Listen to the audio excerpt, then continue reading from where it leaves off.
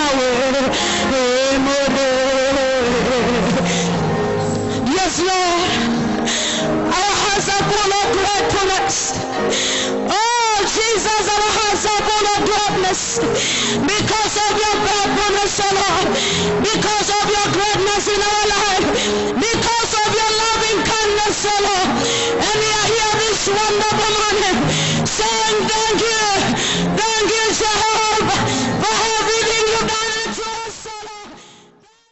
We are because of His grace. We are here because of His mercies. We are here because of His favor. Hallelujah. Bwana Yesu asifiwe. Usisahau January, February, March, and April. There was a statement that was said that by December, wewe na mimi hatutakuwa hai. But why are we alive? Because of the favor of the Lord, because of the grace of God, because of the hand of the Lord. It has taken His hand. It has taken His favor. It has taken everything that you and me tukuja kanisani leo na hata tuwe hai. Bwana Yesu asifiwe. Hallelujah. Yes, the enemy cannot finish the work of the Lord. Shetani hawezi kumaliza kazi ya Mungu. Hawezi. Bwana asifiwe. He cannot even touch the work of the Lord. Kwa maana Yesu ako na nguvu sana. kasi yake ile alianzisha ndani yetu. Alisema ya kwamba there is nothing that shall separate us until the end of the age. There is nothing that shall stand between us and him until the end of the age. Nothing and nobody shall separate us from the love of God, shall separate us from the plan of God, but we shall live until the end of the age. Hallelujah. Bwana Yesu asifiwe. Please let us have our seats. Praise him. God bless you. Bwana wabariki sana. Hallelujah. Yes, it is a good morning that the Lord has made for us. We want to rejoice because he has given us this day. I want us to read from the book of Joshua chapter 1. Ninajua ni kitabu umesoma mara nyingi, ninajua ni hadithi umesikia mara nyingi, ninajua wewe mwenyewe umeshaisoma na umesikia ikihubiriwa mara nyingi. But let me tell you, that was the grace of that day. Today God has another grace and another favor and another statement for you so that you can be able to live. Joshua chapter 1, yes, I'm starting from there. After the death of Moses, the servant of the Lord, it came to pass that the Lord spoke to Joshua, the son of Nun, Moses' assistant, saying, Moses, my servant, is dead. Now therefore, arise, go over this Jordan, you and all these people, to the land which I am giving to them, the children of Israel. Verse 3. Every place, I want you to put your finger there, every place that the sole of your foot will tread upon, I have given you as, where, Sijamaliza verse 3, yes. Every place that the sole of your feet will tread upon, I have given you, as I said to Moses. Verse 4. Verse 4, please. Yes. From the wilderness and this Lebanon, as far as the great river, the river Euphrates, all the land of the Hittites, and the great sea, toward the going down of the sun, shall be your territory. Verse 5. No man shall be able to stand before you all the days of your life. As I was with Moses, so I will be with you. I will not leave you nor forsake you. These are the promises of the Lord. Be strong and of good courage. For to these people you shall divide as an inheritance the land which I swore to their fathers to give them. Only be strong and very courageous, that you may observe to do according to all the law which Moses my servant commanded you. Do not turn from it to the right hand or to the left, that you may prosper wherever you go. The book of the law shall not depart from your mouth, but you shall meditate in it day and night, that you may observe to do according to all that is written in it. For then you will make your way prosperous, and then you will have good success. Verse 9. Have I not commanded you? That is the third time. Have I not commanded you? Be strong and of good courage. Do not be afraid, nor be dismayed, for the Lord your God is with you wherever you go. Verse 10. Then Joshua commanded the officers of the people, saying, pass through the camp and command the people, saying, prepare provisions for yourself, for within 3 days you will cross over this Jordan to go in to possess the land which the Lord your God is giving you. That is the reading that we are going to concentrate on today. Bwana Yesu asifiwe. And our topic today is God's great grace in his word. I am talking about the word of God. I'm talking about the word of God, or the book of the law, or this treasured possession that the Lord has given unto us. And before I go very far, just allow me nirudi nyuma kidogo in Deuteronomy, the last chapter. Biblia inapata kuniambia ya kwamba Joshua and Moses, they were together. They were leading together. They used to be together. So Joshua had a lot of wisdom from Moses. Joshua had a lot of knowledge from Moses. There were some elements that he had gained from Moses. There were some things or some characters that Joshua had from Moses. Na sasa Biblia inasema ya kwamba it has come to the last day of Moses to lead the children of Israel. And now Joshua was to take over. Lakini kuna mambo anaogopa. Kuna mambo kadhaa anaogopa. And that is why the Lord is telling him to be strong and of good courage. After Moses died, Joshua had to take over. He was given the task by God. Bwana Yesu asifiwe. Siku ingine tukasema ya kwamba we have careers and we have calls. And a call is not the same as a career. Bwana Yesu asifiwe. I want you to differentiate the two things. A call will never go until you die. A call can never disappear until you die. And a call comes from inception, right from your mother's womb. Hapo ndio inatoka. Unakuja naye mpaka siku ile utafunga macho. You go and rest with your fathers. Bwana Yesu asifiwe. That is when the call will be over. And not only that, that call is the one is the one that will determine what will happen after you die. Hallelujah. If you are walking right with God, thus you will enter into the kingdom. If you are walking the paths of righteousness, you will go and inherit the promises of the Lord. Bwana Yesu asifiwe. A career starts maybe at the age of 18. Baada ya shule. Unasoma, unaenda college, unakuwa trained in a certain, or unakuwa a specialist in something, and then hapo unaanza kufanyia kazi. Bwana Yesu asifiwe. Now, in a career, at the age of 60 or 65, inaisha. Watu wanakula mchele, watu wanakunywa soda, unapewa kile unapewa, unasidikishwa, unaenda nyumbani. Karia imeisha. Bwana Yesu asifiwe. Yes, ofisi si umetoka. Maybe at the age of 60 or 55.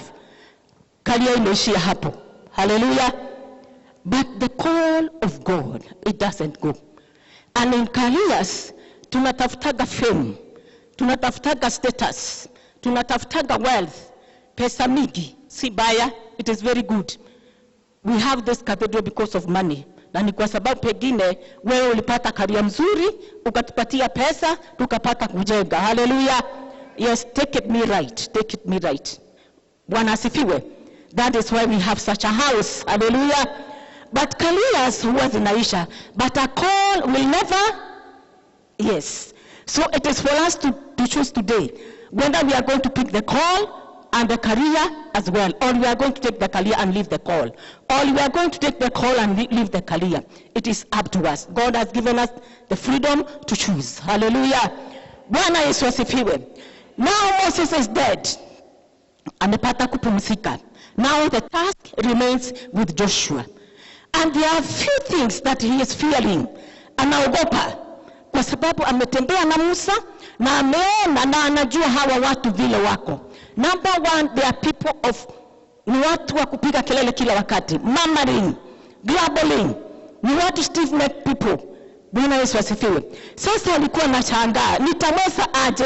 How shall I make it? But since the word of God was inside him, Bwana asifiwe. Since he had the word of God inside him, since it was not a career to him, it was a call, he took over the challenge. Now, let me go back to the word of God. Neno la Mungu linakuanga na nguvu sana. Because the word of the Lord is very authoritative. That is number one. What is to be authoritative?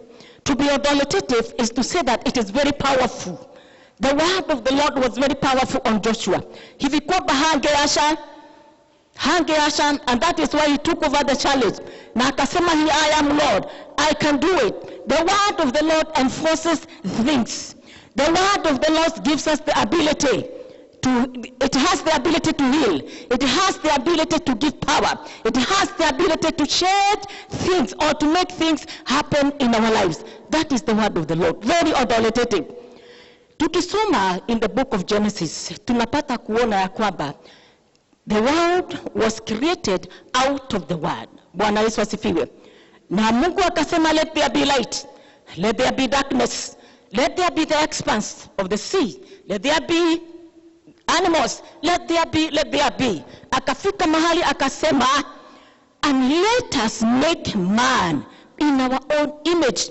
Let us make man. That is God the Father, the Son, and the Holy Spirit. Let us make man in our own image, out of the word. Bwana Yesu asifiwe. Naongea kuhusu neno. Neno liko na nguvu sana. Number one is authority. It has the authority. Number two, it has clarity.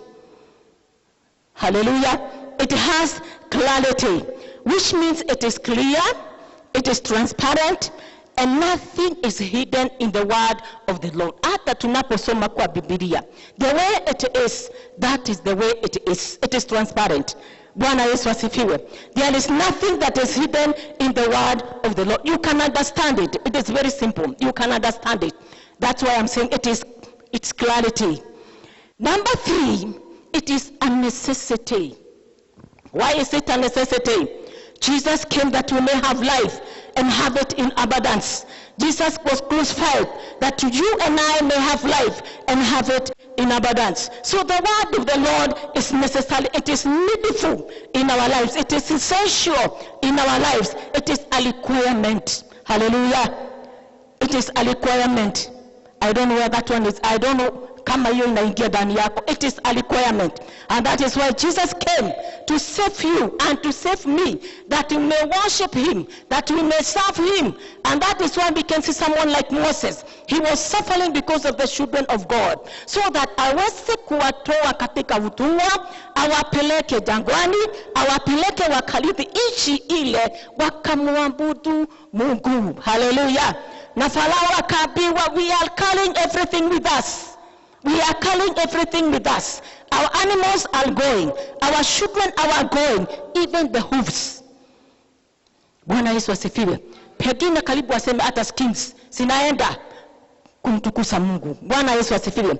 Which means the word of the Lord is a necessity. It is a requirement. It is a demand in our lives. Hallelujah.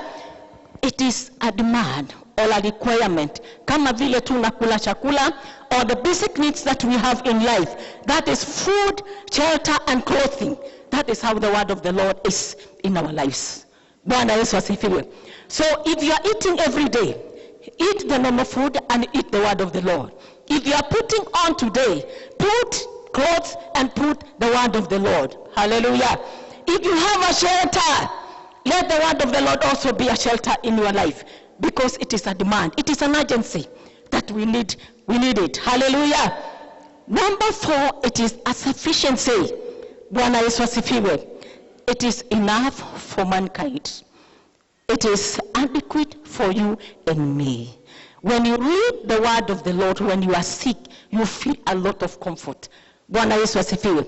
Wakati ule ukona a lot of disturbances, a lot of things that you are passing through, a lot of things that are discouraging you, a lot of things that are unasikia you are not comfortable. When you read the word of the Lord, it comes at the right time. That's why I'm saying it is adequate for human being, and it is reasonable for you and me. It is genuine and it is acceptable for mankind. Bwana Yesu asifiwe. If I say it is abundant, sijakosea. If I say it is satisfactory, sijakosea. Because it satisfies our hearts. It satisfies our lives. It satisfies yale mahangaiko ya dunia, yale mashida ya dunia. All of those things. When you read the word of the Lord, you feel, it is medicine to my soul. Hallelujah. So I cannot leave it. I cannot leave it. I am talking about the word of God and the grace that is in the word of the Lord. Nimekupatia majina manne. authority, clarity, necessity, and sufficiency. Bwana Yesu asifiwe. Now, I want to go back to Moses and Joshua. Hallelujah. We have so many people in the Bible. There are so many people in the Bible who are healed of leprosy, who were healed of so many sicknesses and diseases. Wengine walikuwa wamekufa kama Lazarus na akawafufua. Wengine walikuwa ni viwete na wakapata kupona. Wengine walikuwa ni visiwi na wakapata kusikia. Out of the word of the Lord. Out of the word of the Lord. We can see so many people in the Bible who had problems. But when the word of the Lord was released, when the word of the Lord was released by the Holy Spirit of God, or when Jesus was just moving by, they got healed. Number one, when we think of Bartimaeus, Yesu alikuwa anapita mahali pale. Na watu wengi walikuwa wamepitia mahali pale. Na watu wengi walikuwa wameingia kwa kisima na wakapona. Wakati ule maji imekorogwa, wakapona. Lakini Bartimaeus anajaribu kuamka, hawezi. Anatafuta mtu wa kumuinua, hawezi. Lakini Yesu alipopitia mahali pale, he never needed to put into the pool. Lakini Yesu akamwambia kwa neno moja tu, arise, take up your mat and do what? And move. Arise, take up your mat and you move. Bwana Yesu asifiwe. Na Biblia inasema ya kwamba that is what happened. He took up and he went because of the word of God. So the word of God, when it is saturated in our lives, when it is hidden in our hearts, it is a lamp unto our feet and a light unto our lives. Bwana Yesu asifiwe. So let us hide, or let us learn to hide the word of the Lord in our hearts and in our lives. Hallelujah. It is a necessity in our lives. It is a demand. Think about Nehemiah. Think about Jeremiah. He was called, and the Bible tells me, and the word of the Lord came to Jeremiah, and the word of the Lord came to Nehemiah, and the word of the Lord came to Ezekiel. What is this word? Ya kwamba inakuja inabadilisha maisha. Inakuja inaacha a very great impact, a very great change in our lives. So the word of the Lord, when we hide it in our hearts, when we read it every day, when we meditate upon it, then inatupatia mwelekeo. Bwana Yesu asifiwe. I love this word. I love this word. Joshua akapata kuambiwa, when you take this word, you shall be prosperous. When you take this word, you shall be successful. I don't know how far you have gone with this word. I don't know how you have taken it seriously in your life, so that you can be prosperous and you can be successful. Bwana Yesu asifiwe. Hallelujah. The word of the Lord is a lamp unto our feet and a light unto our paths. Ya kwamba hatutajikwaa, ya kwamba hatutaanguka, ya kwamba hatutaona giza katika maisha yetu, lakini tutatembea tukiwa na ujasiri, tutatembea tukiwa na neno la Mungu, ya kwamba hatutapoteza mwelekeo, lakini tutakuwa salama salimini, because this word is agreeing. This word is good for each one of us. Hallelujah. And then the book of Deuteronomy inamalizia kwamba Musa amekufa. Akishakufa, now we get to the book of Joshua. Joshua take over and lead the children of Israel. Kuna mambo kadhaa alikuwa naogopa, kama wewe na mimi wetu naogopanga. Number 1, alikuwa naogopa hawa watu. Number 2, alikuwa naogopa comparison.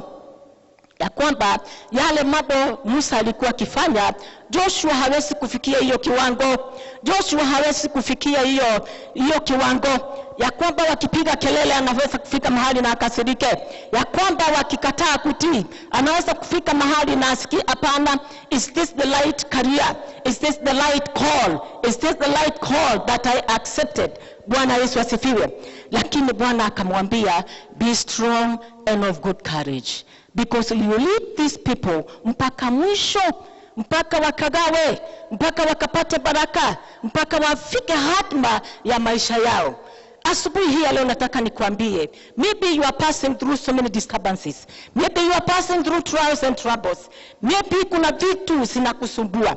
Nataka nikwambie, be strong and of good courage, because you are going Yes, usisumbuke, don't be afraid, because the one who is in you is greater than the one who is in the world. And what he has put in your heart, he is coming to finish. Bwana Yesu asifiwe. He is telling us that I am coming soon and very soon. To do what? To finish that which I started. To finish that which I imparted in your life. So don't allow disturbances. Don't allow things. Don't allow people. Hallelujah. To finish that which that God put in your heart. Be strong and of good courage. Hallelujah. Bwana asifiwe. Biblia inaniambia kwamba ukiwa mfuasi wa mtu, there are some things you tap from that person. So from Moses, Joshua had tapped wisdom. He had a lot of knowledge. He had a lot of things ya kwamba alikuwa ameshajua hawa watu. Hata kama anaogopa. So he took up the responsibility. He took up the challenge. Although he knew that in Moses, he had 4 offices in him. Biblia inapata kuniambia ya kwamba he was a prophet, he was a ruler, he was a judge, and he was a priest. 4 things.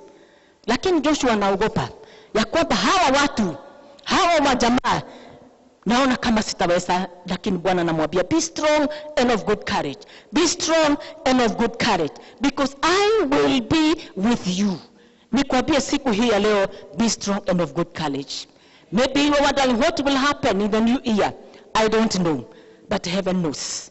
What will happen when the schools open? I don't know, but heaven knows. What will happen about this corona? We don't know. Hata madaktari hawajui, lakini mbingu inajua. Na hata kabla haijakuja, the Lord knew. Bwana Yesu asifiwe. So be strong and of good courage, because we are going to enter the land. We are going to enter the promised land. We are going to enter and get the promises of the Lord. Hallelujah. Bwana Yesu asifiwe. Hata kama itaonekana kama hatuwezi, but we can make it. We are well able. We are well able to go through and to take over. Bwana Yesu asifiwe. Can you give me Hebrews chapter 4 verse 12, please? Hebrews chapter 4.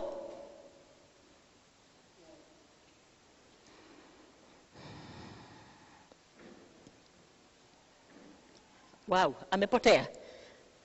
Hebrews chapter 4, please. It is by this word that, yes, there we are.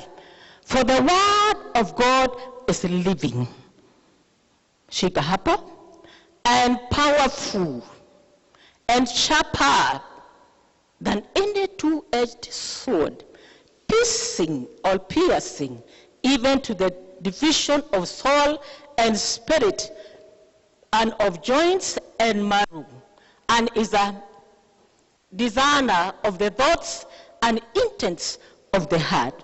That is the word of the Lord. It is the word that I'm talking about. It is the word that I'm talking about. The power of the word, the grace of God, the favor of the word, the power of the word of God. Bwana Yesu asifiwe. In the book of Exodus, we can read of a certain lady called Rahab. Biblia inaniambia ya kwamba Rahab was a prostitute. Ile jina ambayo hatupendi kusikia. Na ukisikia kama unaishi karibu na kahaba, unasikiaga kuhama ama unasikia dhidi ndani yako. Bwana Yesu asifiwe. Lakini Biblia inasema ya kwamba Rahab was a prostitute. Hallelujah. Lakini kuna watu alikaribisha. Kuna watu alitembea mema. Kuna watu alitembea na wao. Kuna watu walipata kumtembelea. And she did an act of goodness. She did an act that was very good. Bwana Yesu asifiwe. Alipowakaribisha na alipowasaidia. Biblia inasema ya kwamba and Rahab was a prostitute. Something that we don't like saying.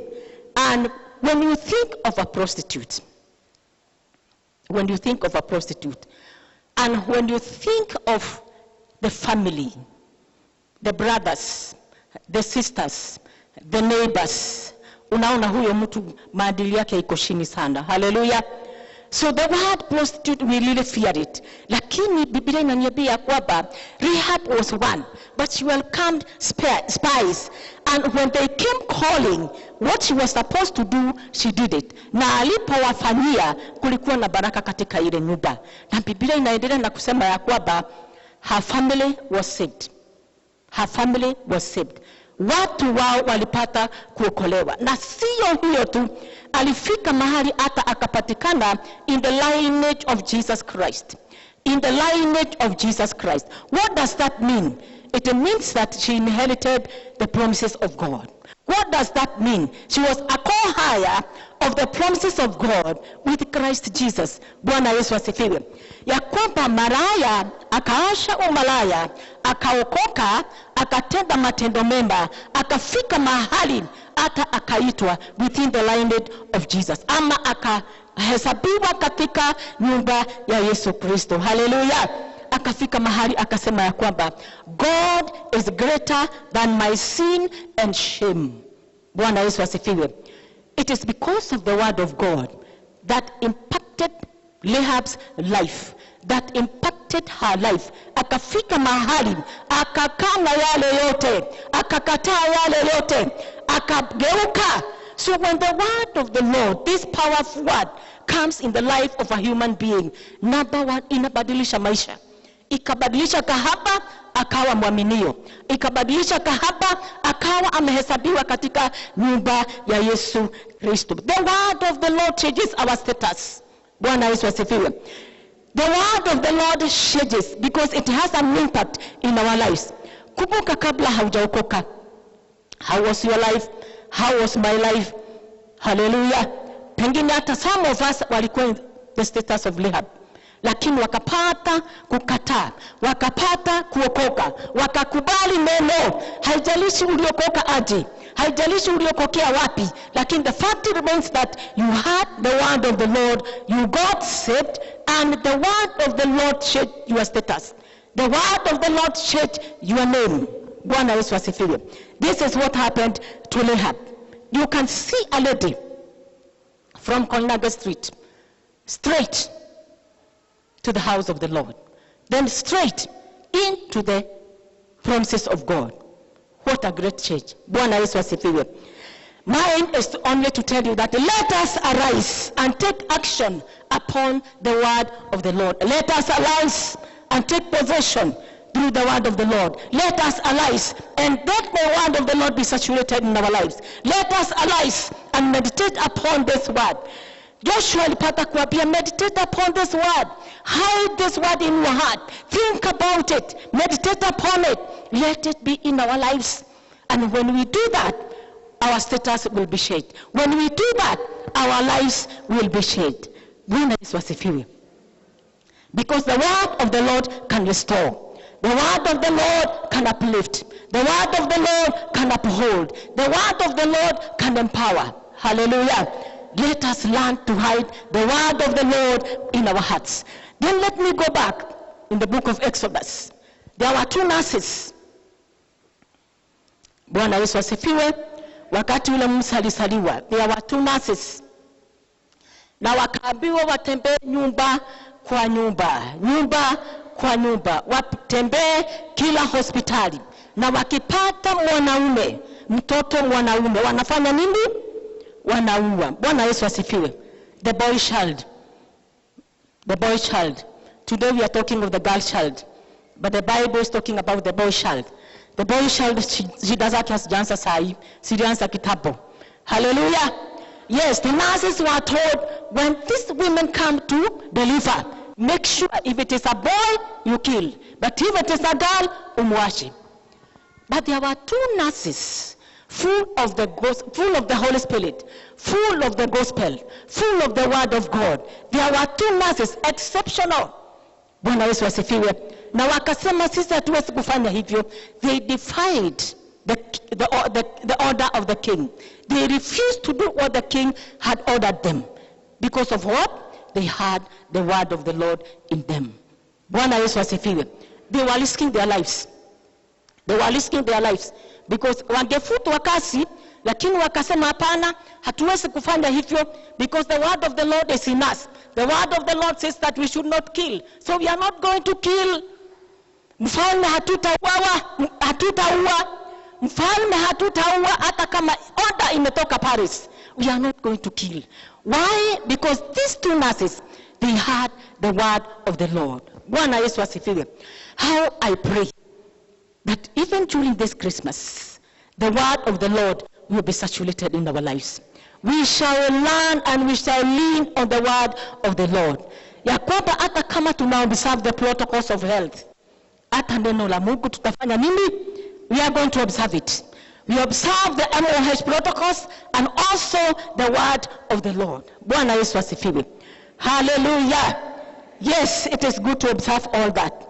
The Bible is telling you that we ask, seek, and knock. We cannot ask, neither can we seek, neither can we knock if we don't know the word of the Lord. Hallelujah. So we need the word of the Lord first. Then we go and knock the door, and the Lord will open the door for us. And we go and seek him, and he shall be found of us when the word of the Lord is saturated in our lives. Bwana Yesu asifiwe. Tulisema ya kwamba the word of the Lord is a demand. The word of the Lord ni kama basic needs. That is food, that is clothing, and that is shelter. Let the word of the Lord also be like that because it is powerful. It is powerful. Hallelujah. Bwana Yesu asifiwe.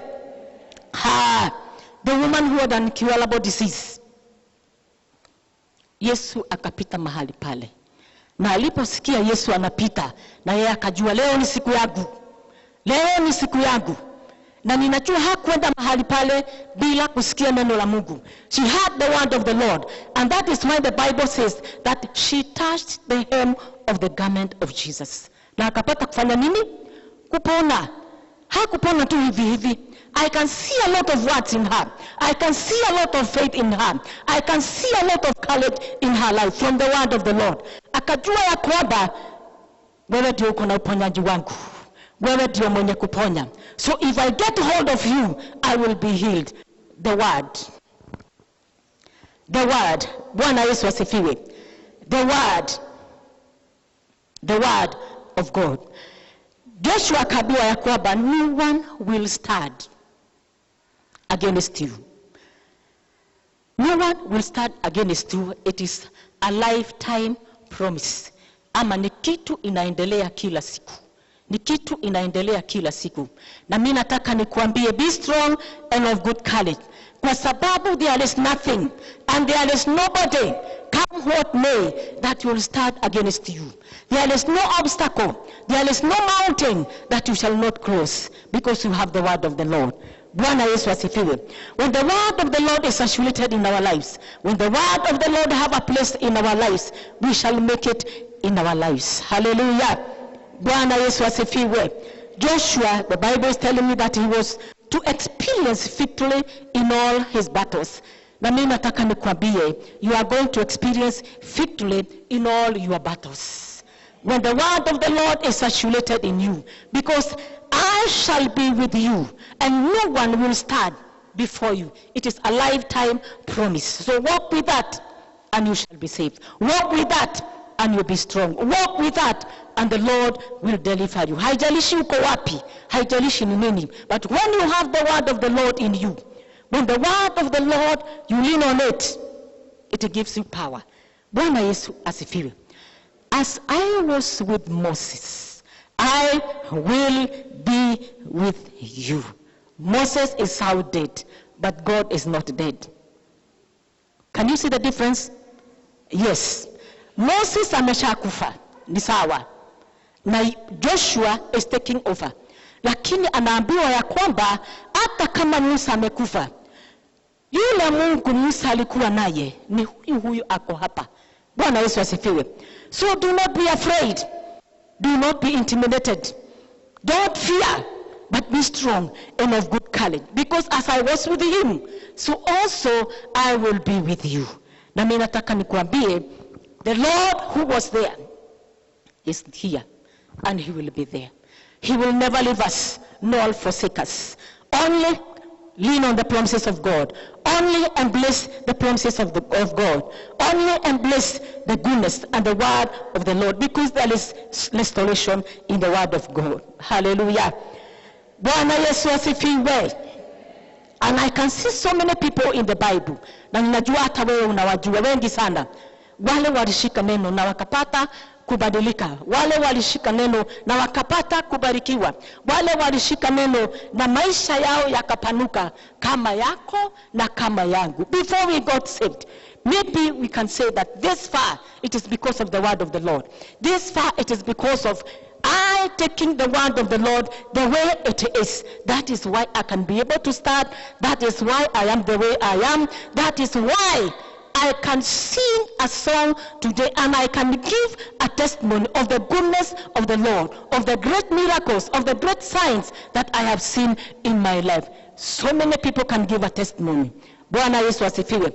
That were it not because of the word of the Lord, were it not because of the grace of God, were it not because of the favor that was upon me, I would be a dead person. But because of his favor, I am not dead. Because of this word that I was taught, because of this word that I am blessed, because of this word that I'm always meditating upon it, that is why I am the way I am. Count the blessings one by one. Don't look on the negative part of it, but count the blessings so that you can see the goodness of the Lord. Count the blessings so that you can see the grace of God. Count the blessings. Ukapata kuona the favor that the Lord has bestowed upon your life. Oh, hallelujah. Bwana Yesu asifiwe. Our God is so good. He will never leave us nor forsake us, but he will be with us until the end of the day. How I pray that the Lord will take over the rulership, he will take over the leadership, he will take over our lives, and the word of the Lord will have an impact in our lives. Bwana Yesu asifiwe. Please give us a Hebrews 13 verse 7. Hebrews 13 verse 7. I am still on the word of God.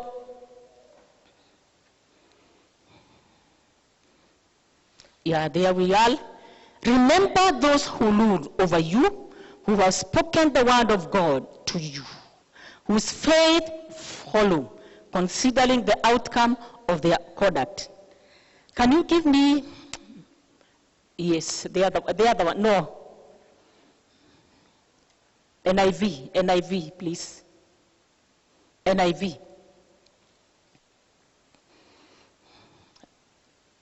Yes, there we are. Hebrews chapter 13, verse 7. Yes, there. Remember your leaders who spoke the word of God to you. Consider the outcome of their way of life and imitate their faith.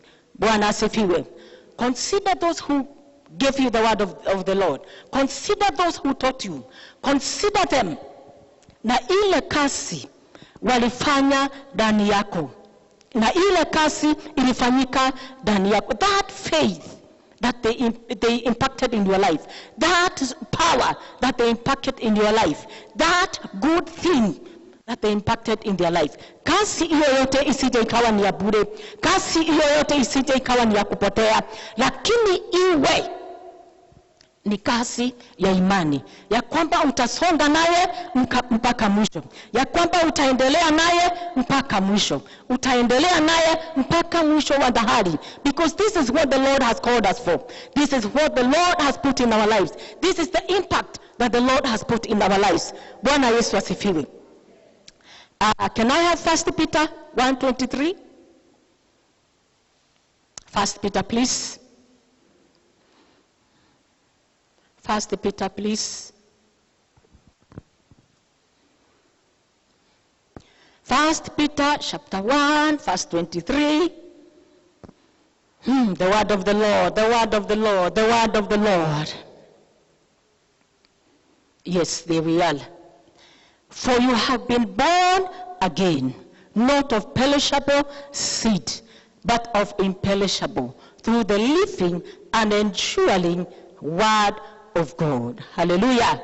For you have been born again, not of perishable seed, but of imperishable, but of imperishable, through the living and enduring word of God. When you hide this word of the Lord in your heart, when you hide this word of the Lord and you allow it to be saturated and you read on it, the Bible is telling us that you have been born again. And the seeds that are in you, they are not perishable. And the thing that God has impacted in your life, it is not perishable, but it is imperishable through the living and ensuring of the word of God. So the word has a lot of meaning in our lives. So when we hide this word of the Lord in our lives, it will make a lot of changes, and we shall change our status. Hallelujah. And not only us, even those that are related to us. Not only us, it is we with our children. There will be a lot of changes. Our status will change. Our status will change. Bwana Yesu asifiwe. Colossians 1:25. I'm still on the word. The word of the Lord. The word of the Lord. We hide it in our hearts. We hide it in our lives. We call upon the Lord through this word. We seek him diligently through the word. Colossians 1:25. I have become its servant, and the commission God gave me to present to you the word of God in its fullness.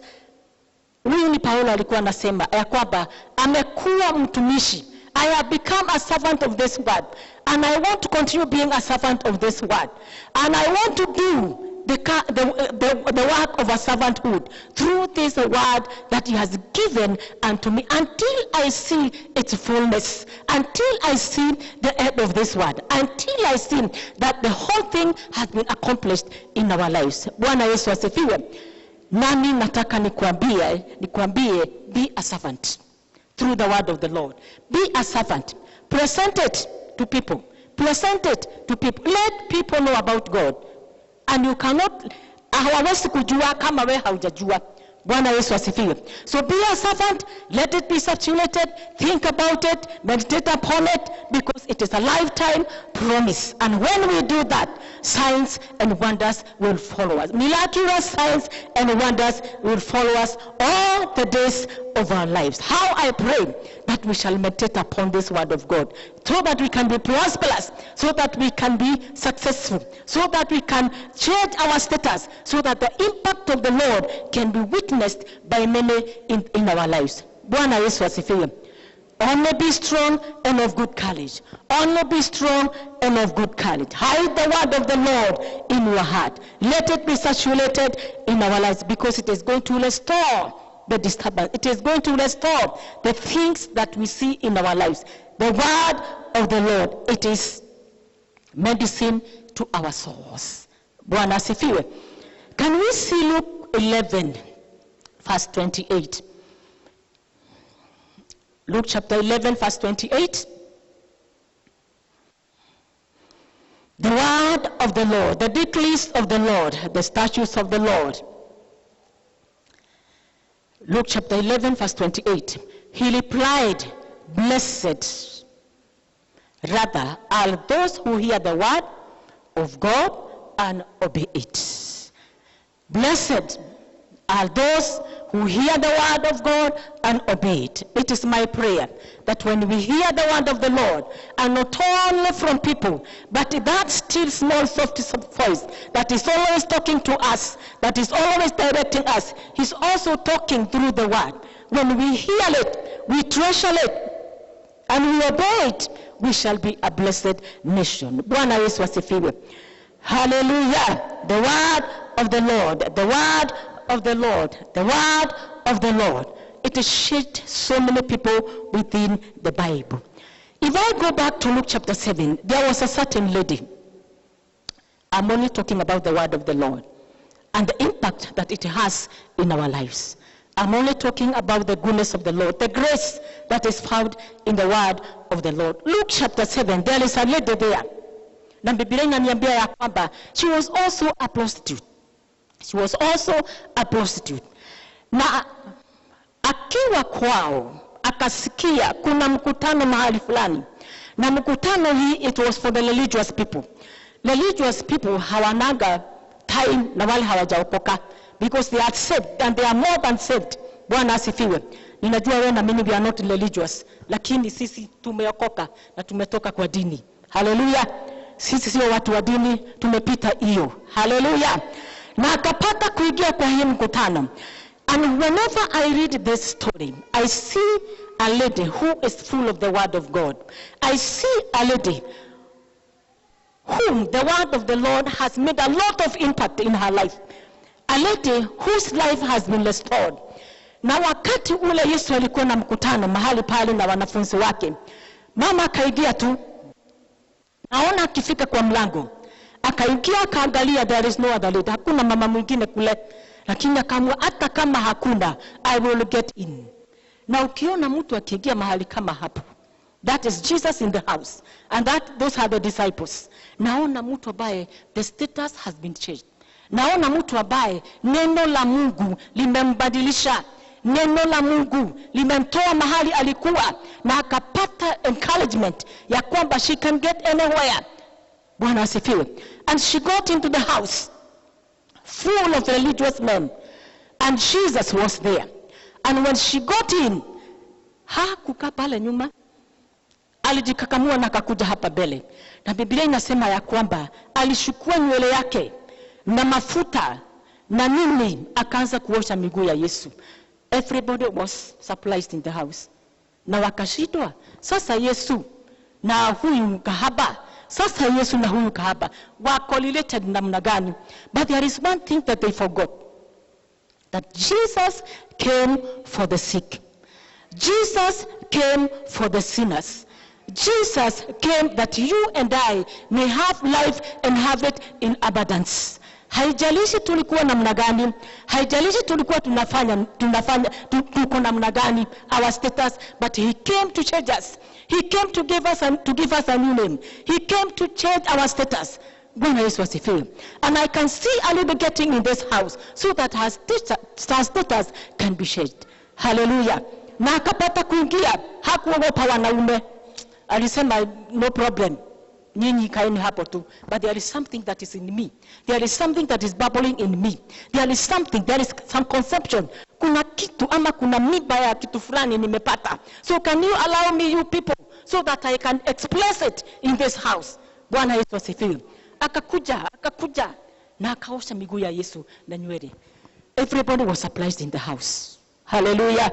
Na hata wewe na mimi, mmoja akiingia pale ambaye ni kahaba tunamjua, akuja shike Pastor Jage miguu na afanye hiyo ama kumpaka mafuta miguu, tutasimama tulise. Na kuna nini leo?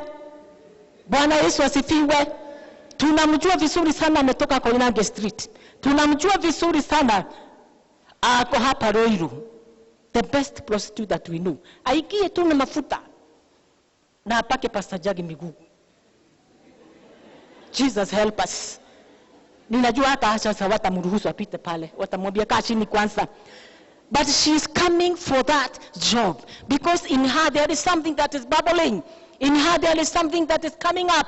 In her there is something that is disturbing her. She wants to express it. She wants to pour it. Bwana Yesu asifiwe. And she came and she watched the feast of Jesus. Na wanafunzi wakakaa kama wanapiga kelele. Lakini Yesu akawaambia asheni afanye kazi yake. Bwana asifiwe. Hallelujah. He came for the sick. He came for you and me, that he may change our status. Tusiitwe malaya tena, tusiitwe waisi tena, tusiitwe mama wa kupiga kelele kwa ploti, tusiitwe tu mama wa kusengenya, tusiitwe tu hiyo jina ulikuwa unaitwa. He came to change our status, and our status can only be changed through the word of the Lord when we embrace this word. Bwana Yesu asifiwe. And I can see a good lady who is getting out of this house full of religious men. Mama ambaye amekombolewa, mama ambaye amepata amani, mama ambaye ameinuliwa, mama ambaye anasikia kule ndani amepona, kama wewe na mimi tulipookoka. Bwana Yesu asifiwe. She got healed and her status was changed. Kama wewe na mimi, we came in the house of the Lord through the word of God. Our status was changed. Our names were changed. And we were given a new name. And we were given a new testimony. Take care of that testimony. Take care of that thing that the Lord gave you from inception. Because soon and very soon, he is coming to demand it. He is coming. Kukuuliza ulifanya nini na kile nilikupatia? Kukuuliza ulifanya nini na hilo neno nilikupatia? Ulifunika tu ndani yako ama lieneza? Bwana Yesu asifiwe. So it is up to us. It is up to you. And it is up to me. Tuone ya kwamba tumefanya lililo njema. Hallelujah. Bwana Yesu asifiwe. It is my prayer that God is going to help this temple of his. It is my prayer that God is going to help this temple of yours, so that we can be able to hide the word of the Lord. When we hide it, we shall not get in trouble. Now we are going for Christmas. Pengine tukirudi Januari wengine hawatakuwa na ushuhuda. Mungu tusaidie. It is not a laughing matter. It is not a laughing matter. Yes, I'm serious on this. Wengine wetu hatutarudi na ushuhuda, lakini tutakuja kuokoka tena. Because God is very merciful. Atakukubali tu. But don't remember their consequences. Hallelujah. Tutaenda tujichanganye. But how I pray that the word of the Lord will have roots in your life. You have spiritual muscles. You will have those spiritual muscles to stand against the schemes of the enemy. You will have those spiritual muscles to stand no matter how tempting it is. Hallelujah. No matter how tempting it will be. But stand firm. Be strong and of good courage. Because there is something that the Lord has put in your life. Bwana Yesu asifiwe. Hallelujah. Appreciate the Lord because he's a good God. And because his word is powerful, because his word heals, because his word will always be on our side, because his word has authority, because his word is clarity, it is always there for us. It is a necessity in our life. Bwana asifiwe. It is a necessity in our lives. It is always sufficient in our lives. Ya kwamba hili neno utalibeba mpaka kwako nyumbani. Hili neno utalificha ndani ya moyo wako. Hili neno utalitafakari usiku na mchana. How I pray that the Lord will allow you. The Lord will enable you. The Lord will help you to meditate upon the word of the Lord. And you shall be prosperous. You shall be successful. Wherever you step, whatever you do, whatever you touch with your hearts, like Joseph in the house of Potiphar, Biblia inapata kuniambia ya kwamba, and the house of Potiphar prospered. Na wewe pia nyumba yenu ikapate kuenea, because you have the word of the Lord. Na watu wenu wakapate kuenea pamoja na wewe. Prosperous and successful all the days of your life. Only be strong and of good courage. Only hide the word of the Lord in your heart. When you hide the word of the Lord in your heart, it is sufficient. It is satisfactory. It is good. It gives you comfort. And it gives you peace in your life. Bwana Yesu asifiwe. Ninajua kuna watu wanaenda nyumbani. I want us to start. Na utupatie Psalm chapter 19. Psalm chapter 19, tafadhali. Psalm chapter 19. The book of Psalm. We are still on the word of the Lord. We are still meditating upon the word of the Lord. We are still hiding the word of the Lord in our hearts. Psalm chapter 19, verse 7. Yes, there we are. Hapa nataka tusome sisi sote, so that you can go and meditate, you can go and think about the word, you can read about it, you can think about it. When you are taking your tea in the morning, remember the word of the Lord. When you are putting on, remember the word of the Lord. When you are getting out, remember the word of the Lord. When you are coming down, remember the word of the Lord. We are reading up to verse 11, so you prepare yourself. Verse 7 says, we are reading together. Can we read? One to go. The law of the Lord is perfect, reviving the soul. The statutes of the Lord are trustworthy, making wise the simple. The precepts of the Lord are right, giving joy to the heart. The commands of the Lord are radiant, giving light to the eyes. The fear of the Lord is pure, dwelling forever. The ordinances of the Lord are sure and altogether righteous. They are more precious than gold, than much pure gold. They are sweeter than honey from the comb. Verse 11, by them is your servant warned. In keeping them there is great reward. Can we read them again, please? Back to verse 7. And I want you to read and meditate upon that. Verse 7, please. The word of the Lord, the word of the Lord. The law of the Lord is perfect, reviving the soul. The statutes of the Lord are trustworthy, making wise the simple. Verse 8, the precepts of the Lord are right, giving joy to the heart. The commands of the Lord are radiant, giving light to the eyes. Verse 9, the fear of the Lord is pure, enduring forever. The ordinances of the Lord are sure and altogether righteous. Verse, yet they are more precious than gold, than much pure gold. They are sweeter than honey from the comb. Verse 11, but them is your servant warned. In keeping them there is great. Precious and gracious Father, we love you this day. We give you all the honor because your promises, your ordinances, your word, oh dear Lord, it is powerful, it uplifts, it empowers, it enlarges, it restores. Heavenly Father, may this word be hidden in our hearts.